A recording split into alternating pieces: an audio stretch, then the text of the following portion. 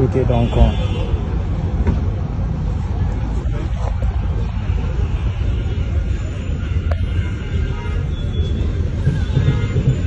ça hit and drop.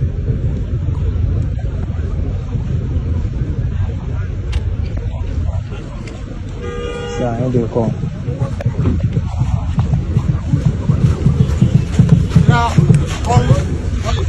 Ça. I want to remember what this said that. He said that. Don't talk to anybody. It's embarrassing. It's embarrassing. You want to kill everybody? Please kill everybody. No, you sorry, I'm not. No. This is the minister here, please. Hi, please, the minister here.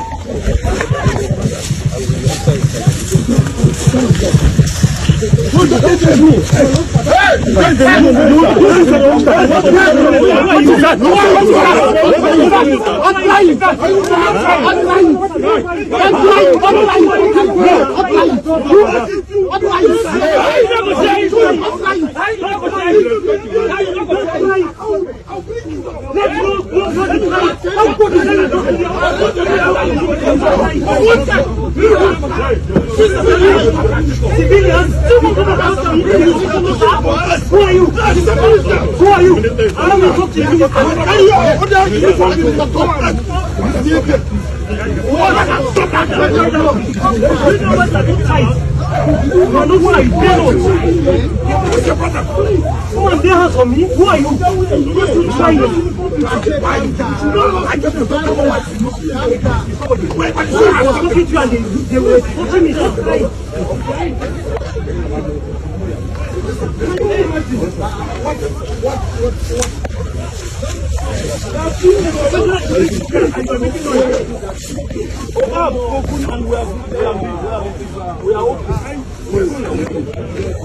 Don't care what drop your phone first. I want to drop phone first. Kumbi, you want to drop phone first now. Don't worry,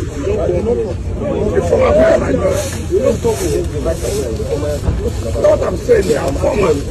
It's order. It's not a government order. There's no formal. Okay, can I just Ça lève une requête.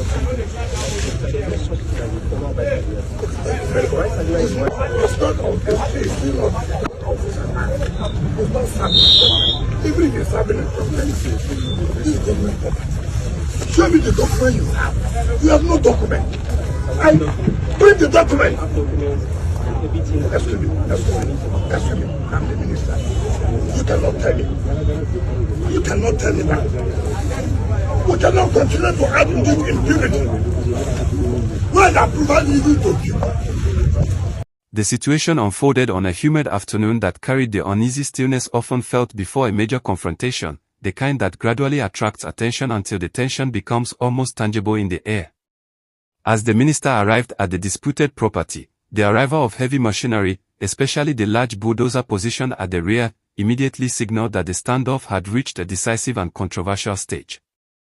This moment marked the beginning of what later became widely referred to as the fracas, a series of verbal and physical exchanges that would be replayed, analyzed, and debated across social platforms, newsrooms, and living room discussions. Observers gathered, quietly recording or murmuring, some urging one another to subscribe to ongoing updates on the unfolding drama as if watching an unexpected episode in a national documentary. The minister's presence alone transformed the environment from a technical enforcement action into a politically charged moment layered with emotion, authority, and resistance. As the bulldozer rumbled in preparation, voices rose sharply in the background, creating an audio atmosphere that many later described as chaotic, with overlapping commands and assertions. Among the clearest statements were the repeated warnings, "UK, don't come, UK, don't come," shouted by a voice attempting to restrict movement in the growing crowd.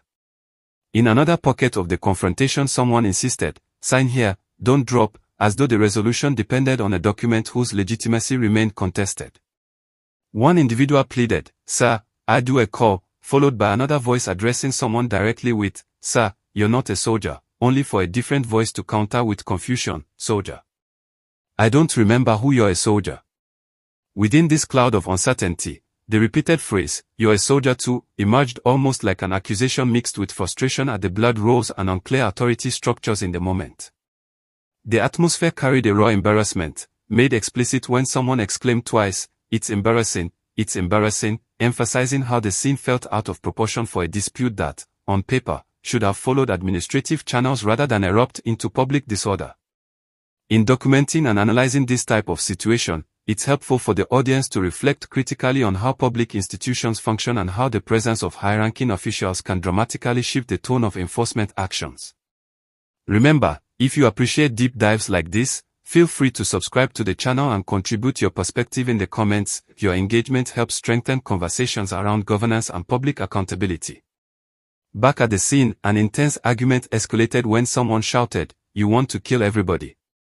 Kill everybody, though it was clear from the tone that this was not a literal threat but a display of distress and objection to what they perceived as excessive force or unjustified pressure. The minister's team tried to maintain composure, one person saying, "Sorry, I'm not, no.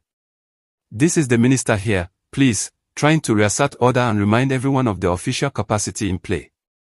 Yet another voice responded, "I am not going to let you go," and this refusal was met with its own counter-assertion, "I will bring you down." Statements like, "Let go of the other side," "I will put you down," and the repeated chant of, "I will put you," echoed through the air, but to an objective observer it was obvious that these were heated emotional expressions rather than coordinated tactical commands. These phrases later became the source of debate, memes, and commentary, with many asking how such language became commonplace in moments involving high-level governance issues.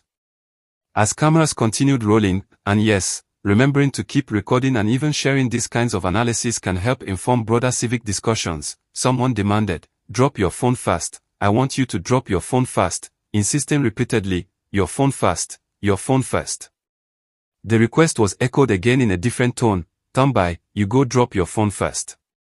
This fixation on the phone symbolized something deeper, the power of documentation in modern disputes.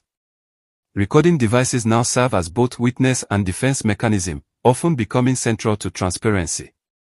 Telling someone to drop their phone can be interpreted as an attempt to halt documentation, while refusing to do so reflects distrust and the desire to maintain a record, a dynamic increasingly common in situations where authority and personal rights intersect.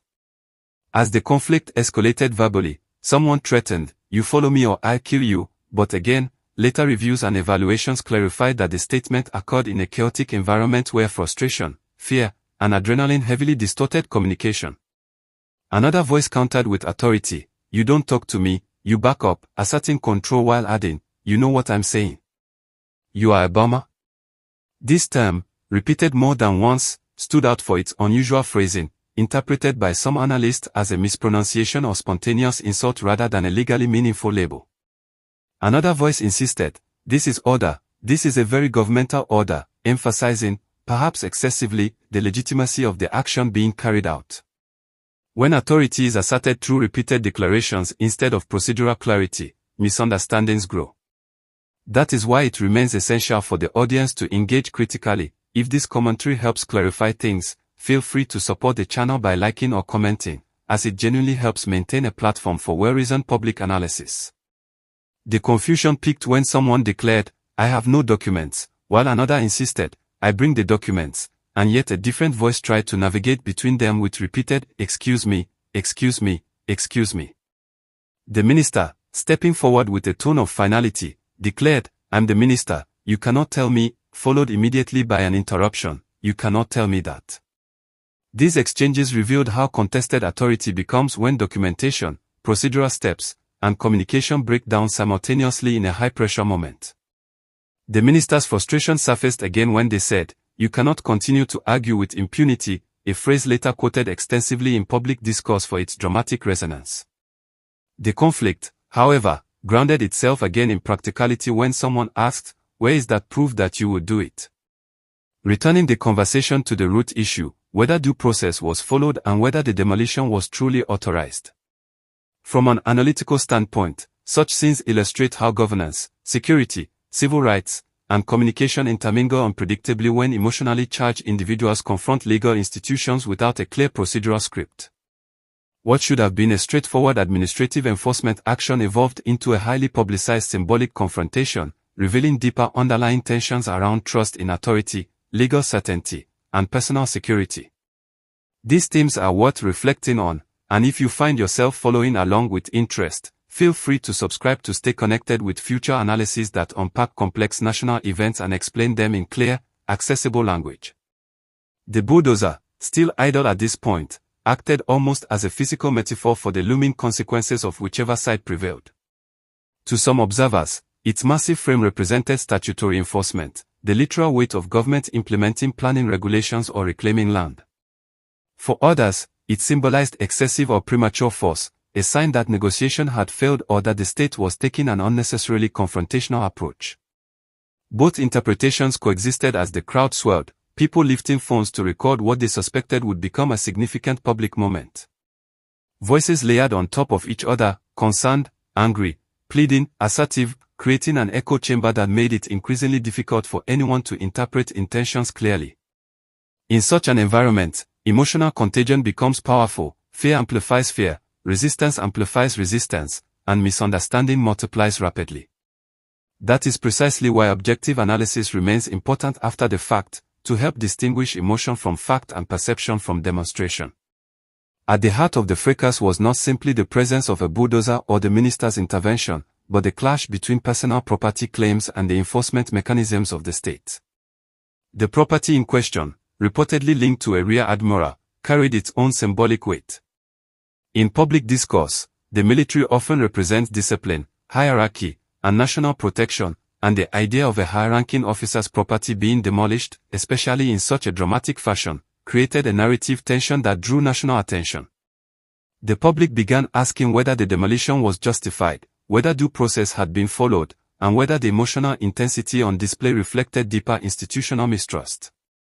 These questions would later dominate comment sections and civic discussions, and if you want to contribute your own perspective, you are welcome to leave your thoughts below. Constructive contributions help build a knowledgeable community. As the minister attempted to assert authority through repeated identification, "I'm the minister," it became evident that titles alone could not diffuse the confusion on the ground. Authority must be expressed not only through hierarchy but through clarity, communication, and procedural correctness. When someone responds to a minister with statements like, "You cannot tell me that," it signals more than defiance, it exposes fractures in how individuals perceive the legitimacy of the action taking place. These fractures are important for analysts to examine because they often reveal wider societal sentiments about governance structures. People rarely engage in such confrontations unless they feel provoked, unheard, or insecure. Understanding those conditions helps illuminate the broader context of national incidents. As tempers flared, one side demanded compliance and the other demanded evidence, each believing their perspective was the justified one. The minister insisted that arguing with impunity was unacceptable, implying that there had been deliberate obstruction or disrespect toward authority. The opposing individuals insisted on documentation, asking repeatedly for proof, suggesting they believed the enforcement action lacked transparency or legal backing. These competing claims reflect a deeper problem present in many governance systems. Procedural opacity can lead to mistrust, and mistrust can lead to confrontation, even when official actions may be lawful.